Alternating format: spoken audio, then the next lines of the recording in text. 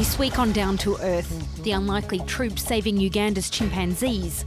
Former poachers now hunt the hunters. I feel now guilty because of what I was doing. I was doing illegal things. Hundreds of chimpanzees have been mutilated by snares. How to convince poachers to repent? Offer them an attractive deal. The approach we used, come up with an alternative rather than telling them stop.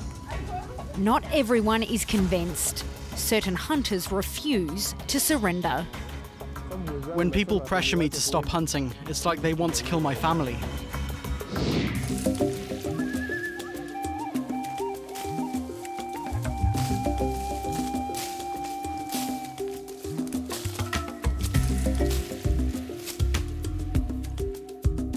This week we're down to earth in Uganda on a morning hunt for snares scattered inside this, the country's largest tropical rainforest.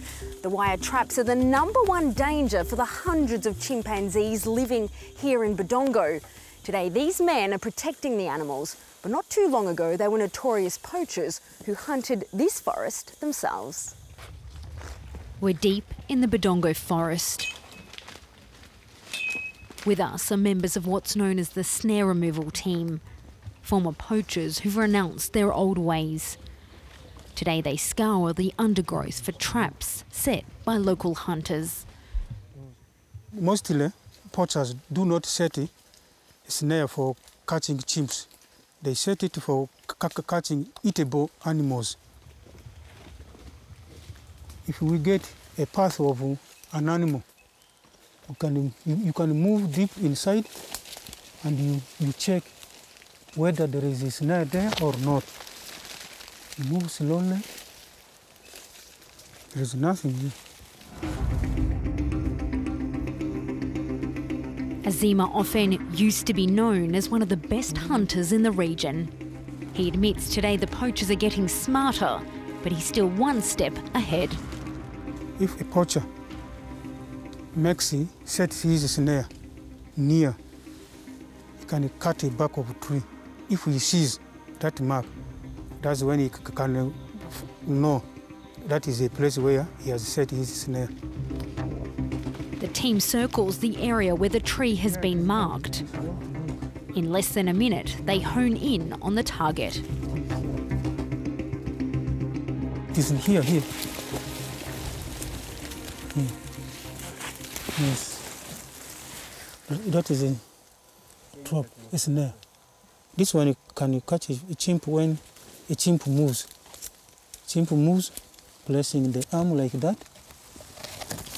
So, can be caught on the arm and start to struggle. And times being, it can cut this skin and enter. It is impossible for a chimp to get out.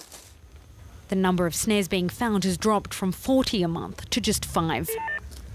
Each trap they find is noted, its location recorded via GPS. Fewer snares means fewer chimps injured, which is exactly why Fred Wabwetira employed Ofen back in 2002. We offered them a job to say, okay, since you know where to find the snares, for me, I've been working in this forest for the last 5 years. I've never found a single snare, but they find the snares. So that, to me, was a very good starting point that we are working with people who know exactly how hunting is done and therefore can be a very good addition to our team in terms of getting snares out. Today, Ofen and his colleagues earn the equivalent of €70 per month, an amount they could never have dreamed of as hunters. At the former time, when I started setting snare, I saw that it was good for me. It was assisting me. And after all, a time when I come and realize it is very bad. I feel now guilty because of what I was doing.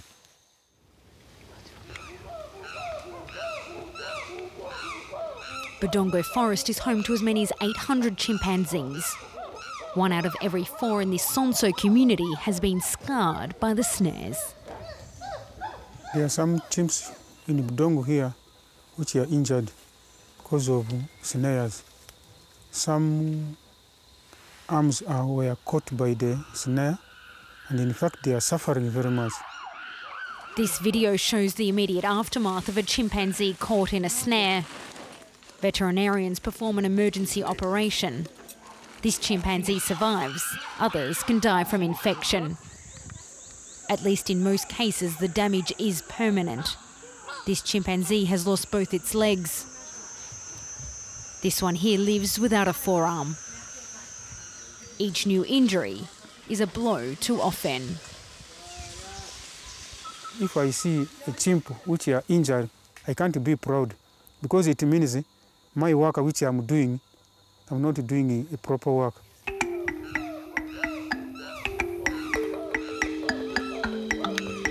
Efforts to protect the chimpanzees are coordinated here at the BADONGO Conservation Field Station, a research base nestled in the heart of the forest.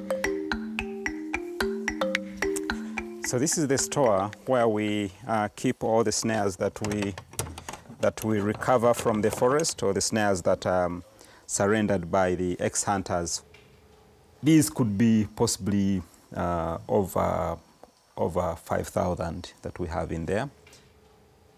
Many of these are actually clutch cables from motorcycles, and these hunters actually pay money to buy the raw material, and losing that money after investing into it, it's a huge loss to the hunters.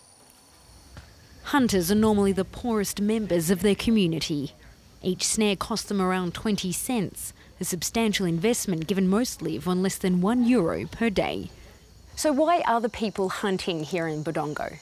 Hunting is something that many of them don't want to do, but they are forced into doing it. Majority do hunt for just home consumption. They just want a little bit of meat for their families. But it must be difficult to convince someone to stop hunting when it's their only source of meat. Convincing them to stop without saying this is an alternative, we thought it's not a good option. I also wouldn't feel good if you're telling me stop and you don't understand why I'm doing it. You're not providing an alternative. So that's the approach we used. Come up with an alternative rather than telling them stop. Here in the remote villages of Uganda's northwest, Fred and his team did in fact find that alternative. Yes, goats. The team at BADONGO offered former poachers 2 goats each in exchange for a written promise to stop hunting for good. Here in the village of Karnege, the idea worked. 23 men came forward, vowed to put down their snares, and today their goats are thriving. This morning, all of the villagers are gathering their goats in the one place. Vets from BADONGO have arrived, offering treatment. Here they protect the herd from diseases which can devastate the population. But if the goats are kept healthy, they can provide an ongoing source of income. The goats will multiply and produce more goats so they can sell those and can eat some of them. Then they will have enough money. They'll have some money to support their families. So when you treat the goats will grow faster. They'll have more meat, and in the long run, they will be happy because they'll have money that they were looking for in the forest, hopefully. Before, the villagers fed themselves on bushmeat, wild antelopes, pigs, or even baboons they'd caught in the forest. We were hunting in the forest severely, seriously. We used to catch this animal. And sometimes, by bad luck, chimpanzee can enter the traps. So this program came and tell us it is bad for us to enter in the forest to hunt. Another reason to give up hunting. Eating bushmeat has serious health risks: tuberculosis, rabies and Ebola fever. If only one person got Ebola here, it means that all of us would get a problem. So that is why we always want to eat healthy animals, so that we can all stay healthy. Across the region, more than 100 poachers have surrendered their snares. But certain villagers are refusing to join the program, like Felix, who's been hunting for 10 years. He agrees to show us his snares, as well as his preferred technique. This is known as the neck method. If the animals come and enter with their neck, it traps them and it dies like this. Felix's neighbours have accepted the goats.